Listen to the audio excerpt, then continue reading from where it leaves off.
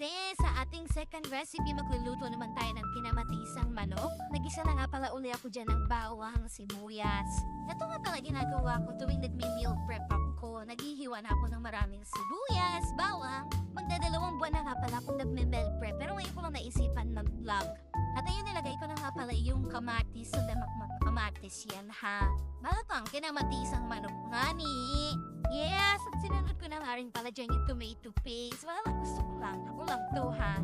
Halu-haluin na lang natin yan hanggang sa lumambot na yung kamatis at gisay maiki yung tomato paste. Yes!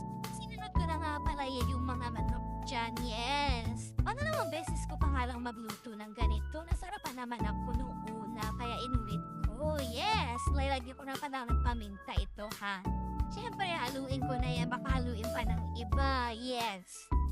At naglagay na rin pala ako ng kumupulong tubig dyan para hindi na ako nag-aantayin kumulo. At kanina nga pala nagluto na rin ako ng mga patata. Siyempre, hindi ko na pinakita sa inyo, no? Pinirito ko na yan. Alam nga namang pinirito mo. Yes! Maglalagay na rin tayo ng kahit konting patis.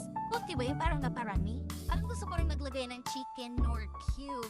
Nor baka naman. Diyos ko, pag ito na lang hindi pa naglasang manok, ano? Ay na nga, bukod sa tinola, isa rin ito sa paborito kong luto sa manok na may sabaw. Paborito agad kahit pangalawang beses pa lang niluto.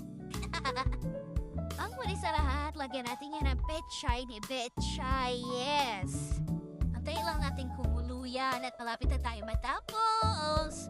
Ito ko lang sa TikTok itong recipe na to. At di naman ako nagsisisi dahil masarap naman talaga siyang tunay. At ito na nga sis, ang ating kinamatisang manok. Yes!